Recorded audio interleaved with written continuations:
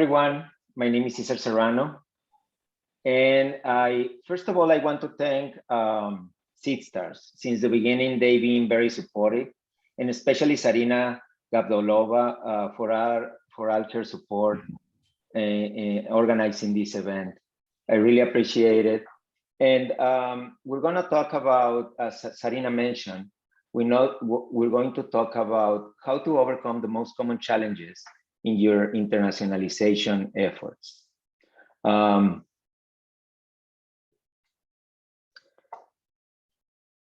So there are seven key areas entrepreneurs need to analyze to effectively expand into other markets. To mitigate the challenges in internationalization, in your efforts over internationalization, we need to address basically the following topics. Those are basically areas, key areas where your efforts should be focused. Number one has to be how to identify those key markets, right? What should be the markets that are attractive for your business, given the current resources that you have?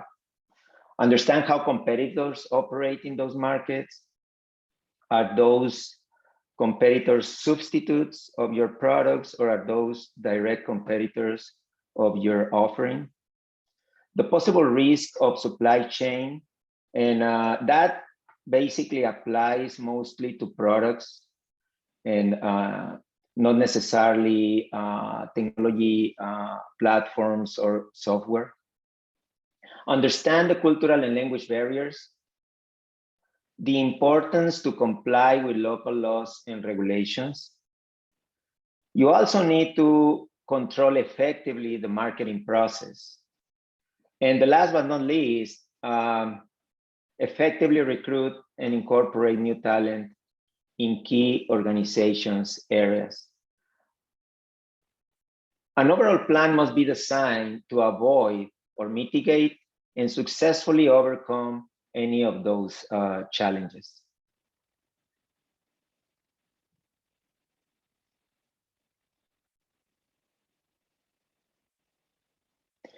The first challenge is how to identify attractive markets. Those markets are not necessarily the biggest markets or the most developed countries.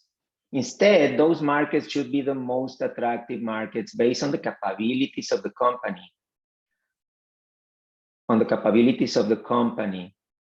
in any given moment.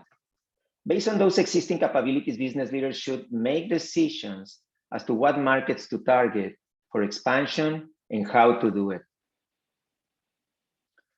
As an entrepreneur, you may find yourself with different choices or multiple choices. If that is the case, you must carefully analyze the relative benefit and the risks that every single market provides, so that you may determine the most suitable countries to initiate the corresponding globalization process.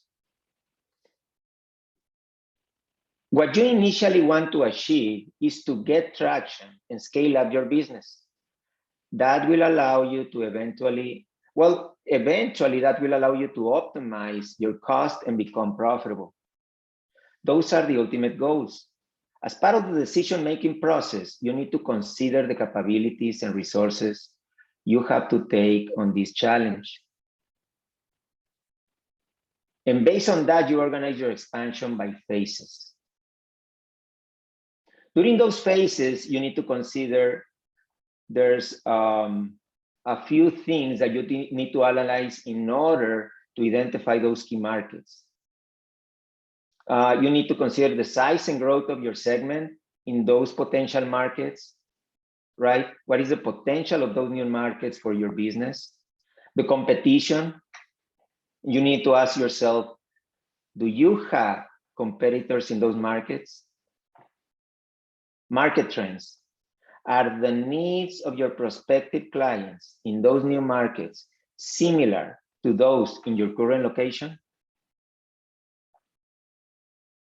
Keep in mind the resources and your capabilities to customize your offering in a way that you can meet requirements like industry standards, legislation, and barriers. And regarding the language and the way of doing business, do you have the resources to make changes in the way you operate? Do the size of the market or potential benefit to the company makes financial sense? And perhaps what makes sense is to grow in markets similar to the country where the head office is located. And once you reach a specific size or scale, you can possibly take on bigger and more challenging markets. You also need to learn about your mistakes. Make sure you incorporate those learnings into the decision-making process to make more educated decisions. In other words, you need to formulate an overall strategy, a strategy that will incorporate the process of globalization that you may need to expand your business.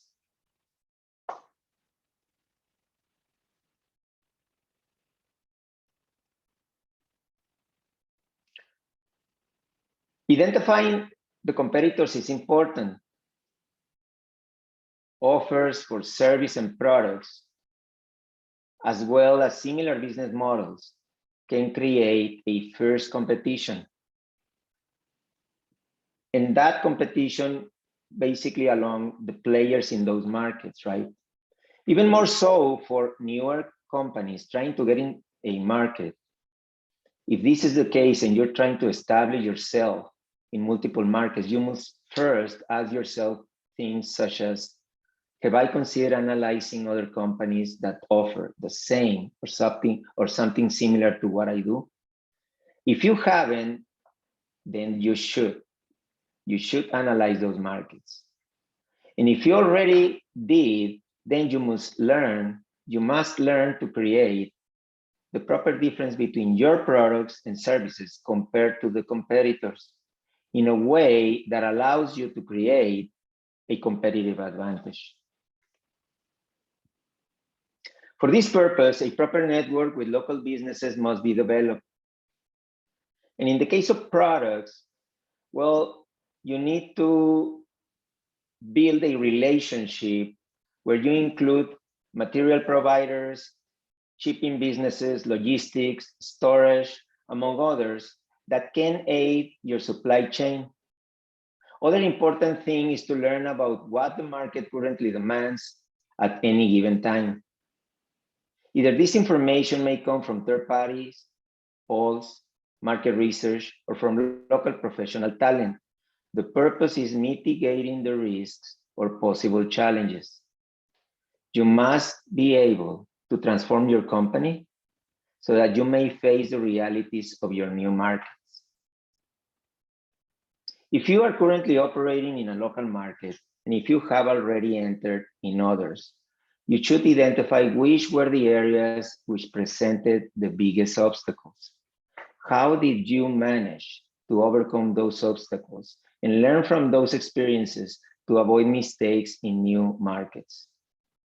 In summary, a well-defined market strategy will help you identify not only the size and scale of the opportunity, but also the kind of profile the competition has, and which path you should take with the goal in mind of having a strong presence in the specific market that you so choose.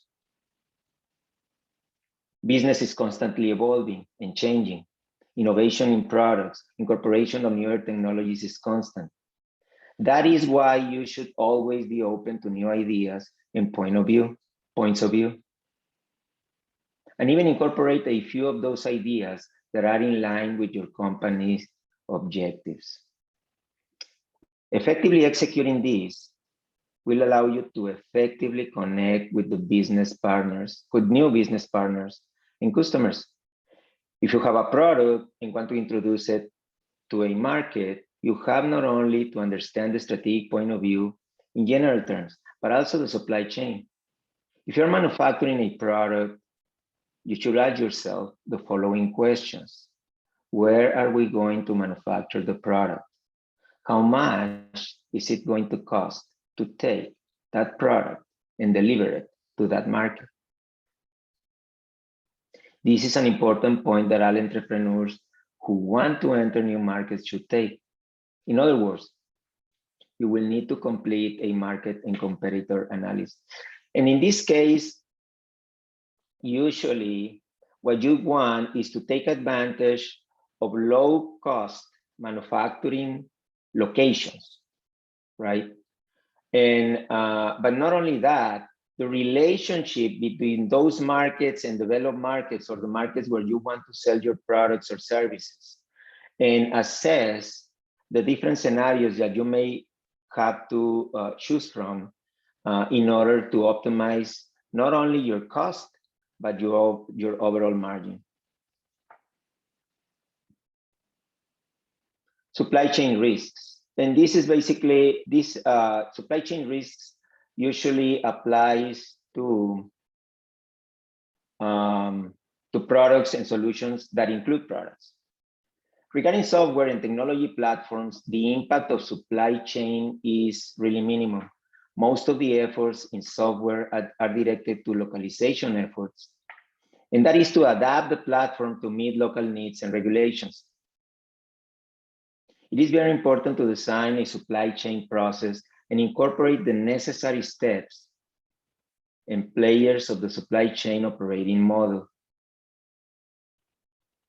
As you do that, you will need to consider possible commercial treaties or foreign relationships between countries in a specific geographic area. You will need to familiarize with international laws or have internal talent or external experts assisting in those areas. You also need to ask yourself, how do I deliver competitive products at the right time? To do that, you will need to understand local pricing structure, identify where to manufacture a competitive product, and assess if inventory is needed. All of that will give you a good idea where you are at compared to your competition and to players, other players in that market. I'm going to make a pause here, and Sarina will, as I understand, Sarina, you will do a poll, right? Yes. Thank you, Cesar. So before we move to the language and cultural barriers part, I would like to ask all the attendees one simple question. Please let us know what industries are you working on, or maybe you have expertise on, or maybe any kind of knowledge. We just want to know your background. So I will launch the poll. It will only take a few seconds. So do you all see it? I hope you do. Cesar, do you see it? Yes, I see it. I see people are voting. Okay, perfect. So everybody sees it. Amazing. I see we are already receiving some questions, so we will answer all those questions during the Q&A part. Okay. So let's wait for 10 more seconds.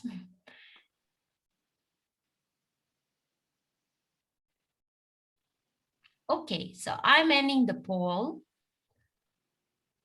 And I will share the results now. I hope everybody can see the results. Oh, we see that there are many people from the other industries other than the mentioned ones. So maybe you can drop us in the chat what industry you come from. We see lots of people from health tech, and there are also some attendees from fintech and agri-tech. Thank you so much for sharing this with us. And now I will stop sharing.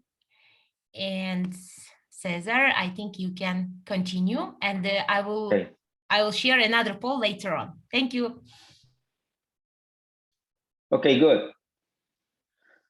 When you're expanding to other markets, you need to ask yourself, and this regarding language and cultural barriers.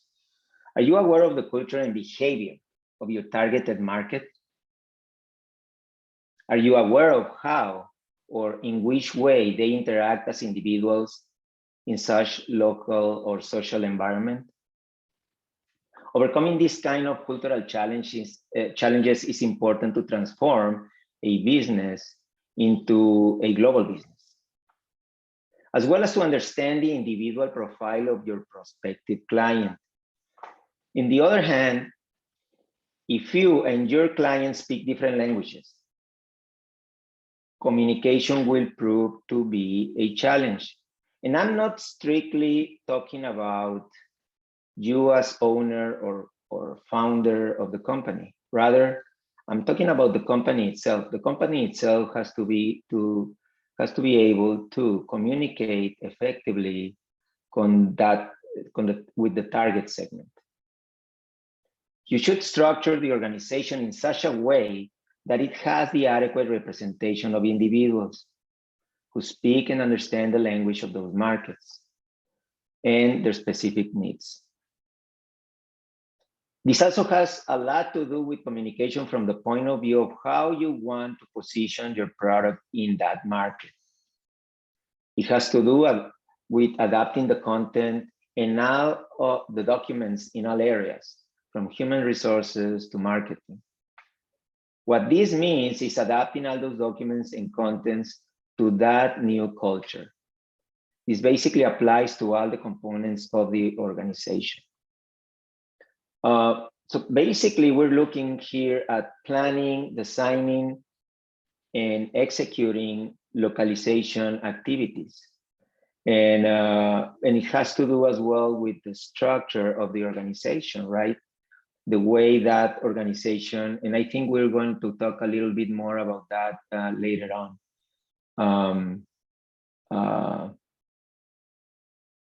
But that is the key, a key area of focus. Another challenge that comes with international growth are taxes and the non-infringement of law and local regulations. Operating in more than one country implies the law abiding of more than one group of regulations. Fiscal and custom taxes, and other charges are obstacles that require a very keen attention, as well as the necessary experience to comply with the regulations to avoid risks that could harm the business. The companies also need to be informed of any commercial standard that is applicable to them. Non-compliance with the necessary requirements can halt the expansion process and add additional charges, thus harming the business. Therefore, as I mentioned before, an adequate investigation and a complete and exhaustive due diligence process are necessary for you to keep abreast of the needs that the company must comply with in relation to international regulations.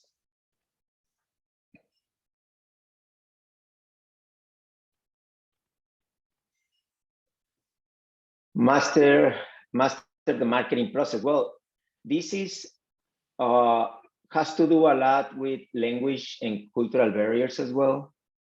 And marketing is quite important, and it's tied to that basically previous topic, language and cultural barriers. It is also aligned to the understanding of the behavior of our potential clients. And one of the most common questions to answer is, if you are familiarized with the purchasing process in the country you're trying to introduce your business into, and basically to understand the best way to reach your potential clients is one of the most important elements to transform your business into one global business, since that allows you to establish a determined client base that is necessary for your success. So basically two things: the purchasing power process that you need to understand, and what are the most important elements of your potential clients? What are the attributes and what are the needs of your potential clients? A key component of a marketing and globalization campaign is adapting the message of your campaign to be used in those new markets.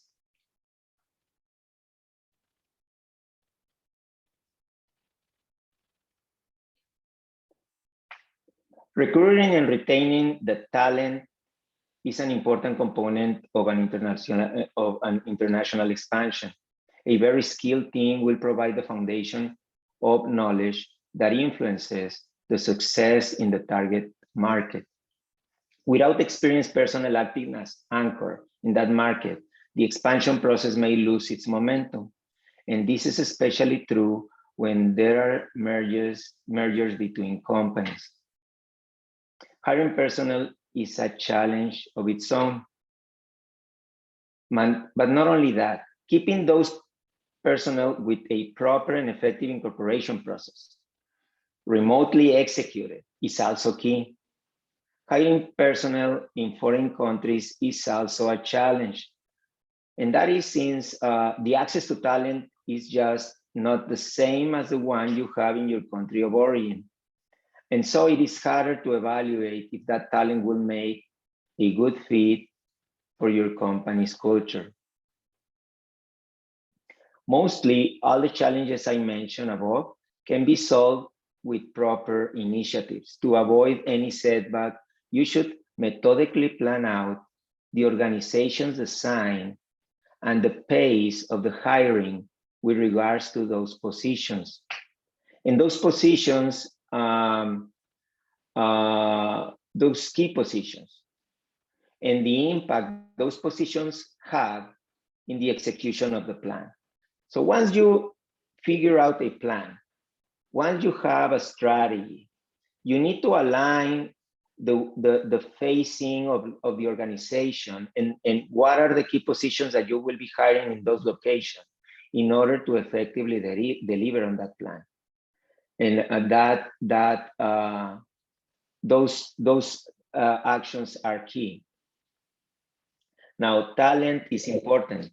One of the things that you keep in mind, and I'm going to talk about a little bit about that on one of the last few slides, is the fact that talent is so important, and that when you do your pitch to investors, and we put yourself in the shoes of those investors are basically looking at your pitch, not only from the standpoint of the business plan, the strategy, the business model, they're also looking at the talent that is delivering the message, right? The talent that is leading that entrepreneurship. And so they're looking at those individuals that are managing the business and the growth process of that business, right? And so that is how important is talent, especially if you're basically dealing with talent that is working in other territories or other countries. In summary, first, we need to identify which country is the right one and the type of analysis that should be done to choose those countries. The biggest markets in general terms are the most attractive, but they are also the most challenging in some cases. Challenging in the sense that they probably have regulations or barriers that, due to the condition in which your business is situated at that time, you cannot overcome. Those are situations that must be evaluated. What I'm trying to say is that it is not only the size of the market that is important, but those barriers that must be identified, as well as the competition already established. I will probably prefer to grow first in countries where it is easier for me to do that and where I can reach the scale or critical mass I need to then take on bigger markets. Markets and competitors are closely related, right? You usually not only, when you do an analysis on markets, usually you not only do the identify the potential of that market, the trends, the growth, but you also look into the competitors. if those competitors are delivering solutions or products or services that can become substitutes of your offering, or if those competitors are basically competing directly with your offering. Supply chain, which mainly applies to products and services, is a matter of where. It's a matter of where. It's an analysis that you must do from the beginning, especially if this is a product. Let's say you have your country where your head office is located, and we will call it country HO, home office, or head office. Country head office, HO. And then you're currently, to serve that market, you're basically manufacturing in a low-cost location, which we will call country A. If you're planning to get into other market, a market that perhaps requires a different set of attributes in those offerings or in that offering, you need to assess how are you going to deliver into your products into those markets, right? You need to look into the market price structure. You need to look at you look at the competitors, right? What are their capabilities? What are their resources? What is their position in the market? And compare those attributes or indicators to your current situation, right? Based on that, you can assess if you need to make changes to where you're manufacturing or developing those products. So that is the way to assess basically the supply chain. You go backwards and identify how profitable will that be, and what are the resources that may take to manufacture the products in one or other area.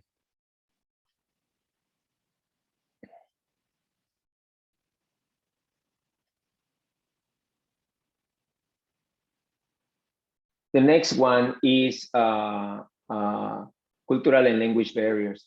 Let's say you're a company located in Latin America and want to enter the United States market. Well, I mean, you can make a decision, right? You can perhaps say, well, I will enter and target initially the Hispanic market in the United States. You decide the level of segmentation and the profile of the individual to whom you are directed. And all of that will provide insight of how attractive the market is. That is probably a stage before trying to completely conquer the US market, right?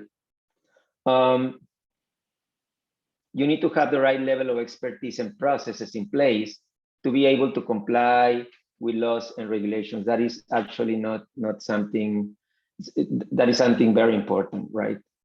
And with regards to marketing materials, we already talked about that. Basically, is most of it usually when you're trying to get into markets that are very different from your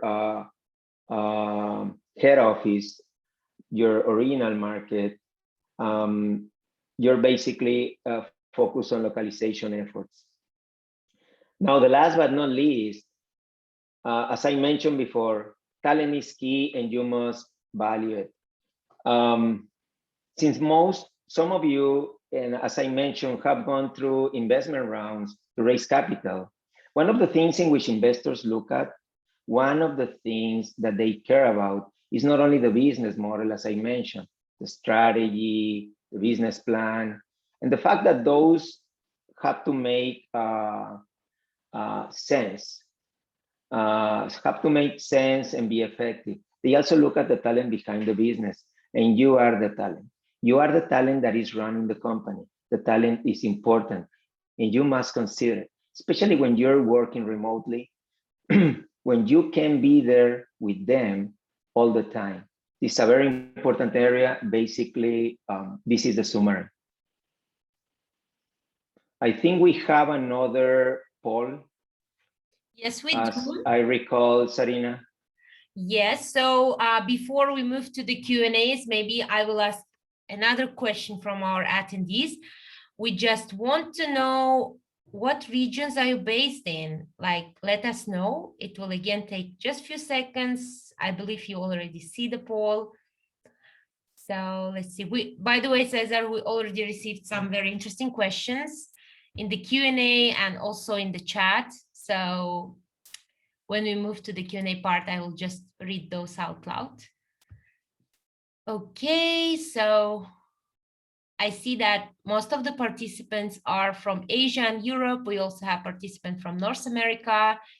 And yeah, so basically from 3 regions. Thank you, everyone. Okay. Just letting you see it for a second.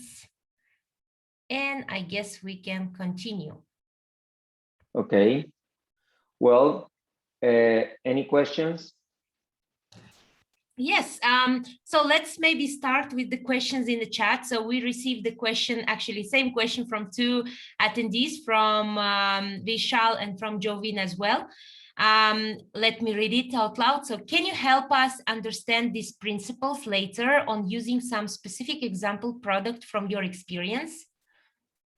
Products in terms of, is this a general question that basically in a general sense, you mean?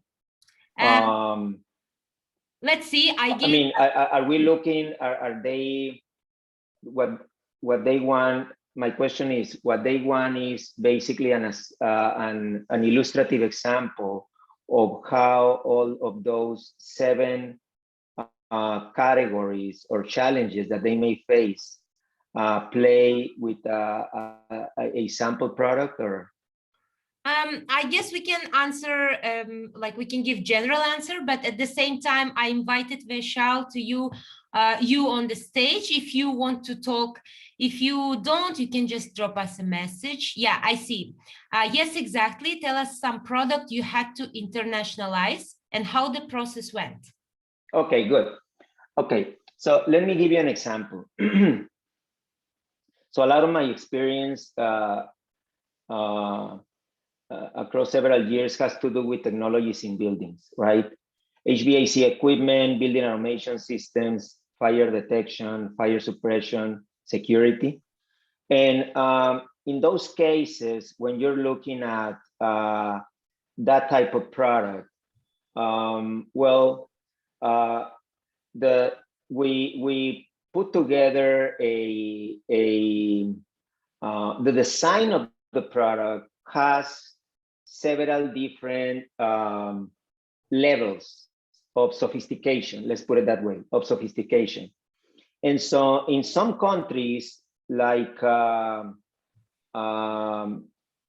developed markets, we will use one that will deliver the best performance and that will comply with that level of requirement and regulations, right? There's products in Europe and in North America that you cannot sell and that have to meet certain level of standards. So in order to do that, and this is a product example, in order to be able to do that, what we created was a platform of products with cabinet designs that will allow to optimize the weight. The lower the weight, the most competitive is the product, right? So optimize the design in a way that that same platform could be used to meet the level of standard of efficiency and performance that is required in Western Europe, especially in Western Europe and North America, as well as Japan, right? In those markets. And then we will basically develop a second layer of offering that will be able to, that we will market in regions like, let's say, Latin America, Southeast Asia, with some exceptions, right? I'm basically generalizing, but some exceptions, because there's markets in Southeast Asia like Singapore that are very demanding as well. But just to make my point, there we basically develop, using that same platform, develop another layer of offering that will allow us to also sell our products in those markets and meet the market price and be able to compete with competitors, right? And so that is probably an example. It doesn't only have to do with performance, the performance of the equipment. It also has to do with the features and the attributes, the benefits of the equipment. There's some market, there are some markets where the building automation, a terminal of building automation system is already incorporated into the unit, that is not included in the second layer, because other markets either cannot afford or are not willing to pay for those attributes. Now, in a similar fashion, if you're looking at software, at a solution, and let me give you an example of building automation systems. Usually, what we will find is that the enterprise version of software was very, very, let's say, very attractive for big companies in locations in North America. But that was not the case in Latin America. So in Latin America, we were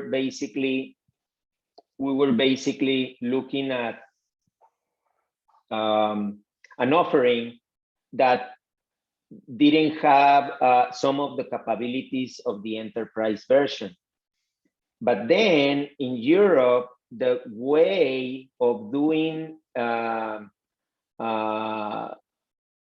business was totally different. And so in Europe, we had to develop a totally different solution, right? So those are examples. Now, where do you manufacture? How do you take the product into those markets? How do you put together the literature? Well, that is covered in the other areas, right? And I'm going to go back a little bit to the first, let's say, to the first slide, so you can see all the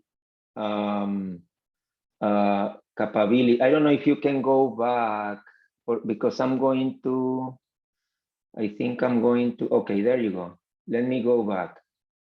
Oh, right here. So basically what you're looking at all of this.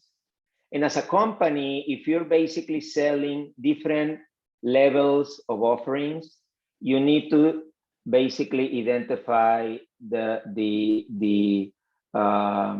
potential of those offerings. If I'm basically saying I have 3 offers that meet basically the standards required in several different countries across the world, right? The top tier is basically aimed at Europe, at North America, Japan, and so on, right? What is the potential in those markets? Who are the competitors in those markets, right? Similar situation in other regions. I will do the same with the next layer and the third layer. Now, at this point, you're talking about a company that is a global company that has the scale, that has the level of expertise, that has more than 100 years operating and transforming itself, right? In your case, the situation is different. In your case, you need to either pick the fights, as we say, right? You need to decide which challenges to basically to take on, right? And originally, you need to look into the challenges, the immediate challenges that you will look at. Let's say, for instance, let me do a comparison. South America, East Africa. In those regions, there's a group of countries that have a very strong economic relationship or trade relationship among them, right? You need to take advantage of those cases. Why? Because in a lot of those countries, you only need one license to operate in several different markets, right? And the least you spend your limited resources, the best. So you need to pick the challenges that you need to go after, right? So what I will do is, if I am a small entrepreneur and I'm basically trying to build scale, build volume, get more traction, become profitable, what I want is the investment that I make to be very well thought of, right? I will basically look, if I am in Colombia, and let's assume, I think it exists, but let's assume there's an Andean region, a commercial trading. I will focus in growing in Peru, in Ecuador. Well, Venezuela is not in a good shape, right now, but I will basically focus on those areas where I do not, well, the requirements as not as demanding as in other areas. And as I grow in those markets, I will be able to build more scale and be in better position to have more resources, right? And to basically take in more markets, right?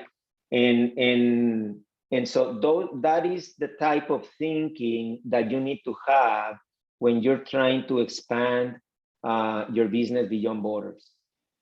Did that answer the question?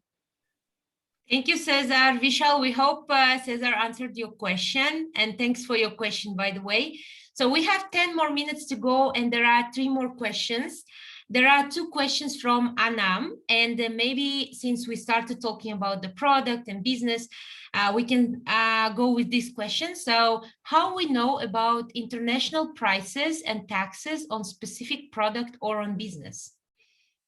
Well, there's, okay, international prices. Prices is one thing. Taxes is a separate thing, right? International, let's start with pricing. You need to do a market analysis, right? And this depends on the product and the solution. Let's say you're offering, now I would like to do an example on software, a software platform, a technology platform.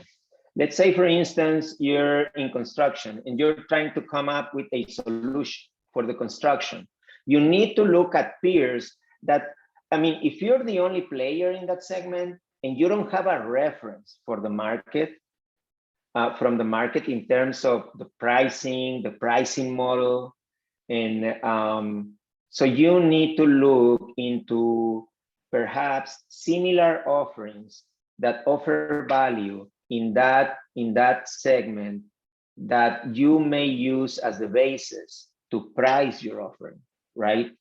And so what that means is that you need to identify, have an idea in those markets as to how much is the local client be able or willing to pay, right? And in developed markets, the pricing is less of an issue, right? But rather the service is very important. And that is key, right? To basically look into providing and make sure that the offer is supported by a strong product support and technical support team, right, if needed. So that is one thing, that is pricing. And the pricing, you gotta be able to basically, you need to do surveys. If this is a consumer product, you should be able to get it from public websites, right? And do a market back analysis and basically take it to the level of what should be the manufacturing cost of that product if you were to manufacture that product somewhere else, or the cost of developing a platform or a solution where you're developing that, in the location where you're developing that solution, right? And so that is why. So you need to look into three things. Who are the competitors and how strong they are? What are the attributes of the offering that they're delivering to the market, right? And what is the price level? And if you're offering something that has more attributes or is better positioned or can be better positioned than the current competition, you should be to sell it with a premium. If you don't have that product, if the product has, let's say, lower performance than the product that is being sold currently in those markets, you're gonna have to offer it at a discount, right? Because, I mean, and this depends on the, I'm assuming that those attributes that the competition is selling with the product in those markets are really needed, right? Are really valued by the consumer. So those are the things that you need to look into. But all of that requires research, right? Market research and obviously understand market drivers. Now that is market price. On the other hand, taxes. Well, taxes, if you're looking at import taxes or any other type of taxes, I would talk to a custom broker, right? And they will give you an idea of the taxes to import and the product from one market into other markets. And this will have to do with where is the product, the origin of the product, where is the product manufactured, and number one, and number two, what is the destination of the product, right? Because different countries have different treaties, or the relationship between countries changes from country to country.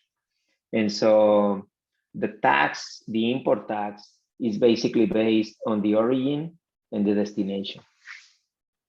Any other question?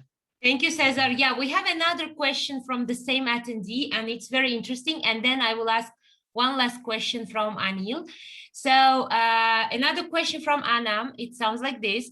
What is ease of doing business globally in 2022? What are the policies? Is any policy about business who promotes sustainability in the community? Well, the benefit of providing or delivering a sustainable type of business, because now we're talking about sustainability and we're talking about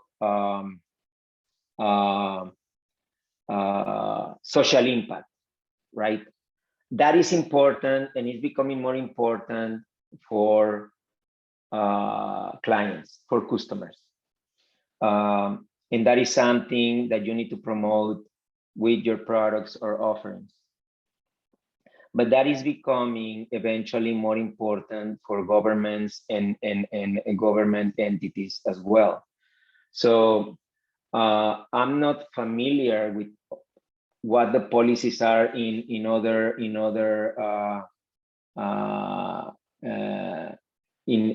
markets, but a lot of countries, most of the countries are incorporating new laws or incentives for those manufacturers or businesses that have a social impact and a sustainable, and it's a sustainable type of business. And one more region specific, let's say, question we have here, and it's the last question, I believe, because we will end in 5 minutes. So there is an attendee from India, and he's asking, what is supply chain risks in Asia, specifically in India? Well, if the question is, what are the supply chain risks? It depends. I mean, the supply chain risk is going to depend on the type of product, is going to depend on where you're manufacturing the product and what is the destination of that product. And for the last, I mean, what we're experiencing right now with COVID or after COVID has been really unprecedented. And but before, we used to, I mean, most of the products were either manufactured in China and shipped all over the world, right? And we never had an issue, right? Right now, the risks are raw materials, basically lack of containers, and undersized ports, right? Undersized for the demand, because those ports used to work perfectly 2 years ago. And so those, I mean, risk, there's always a risk. And the farther away the origin is from the destination, the final destination, the greater the risk. Anil, I hope we answered your question. So thank you so much. We don't have any more questions. I don't know if there is anything else. You can drop it here. We still have like 3 minutes. For now, I would like to thank you, Cesar, for this amazing webinar. I think this was very interesting for all of us. And I really hope we will collaborate further and maybe come up with another different topics to share with our attendees in the future. Thanks a lot to attendees for joining us today. I just want to let you know that after this webinar, like probably tomorrow, I will reach out to you and I will send you the recording and all the materials we used here. Of course, you will also get Cesar's contact details. Also in the chat, I dropped his LinkedIn profile. So please follow him, ask any questions. From me as well, you can do that. I'm also dropping my email address if you have any kind of questions to Seedstars about mentorship platform. You can always join our mentorship hub. So thank you so much. Cesar, I don't know if you have anything to say. Well, thank you everyone for attending this webinar, and thank you to Seedstars, and thank you to Sarina Gavdolova for all her help.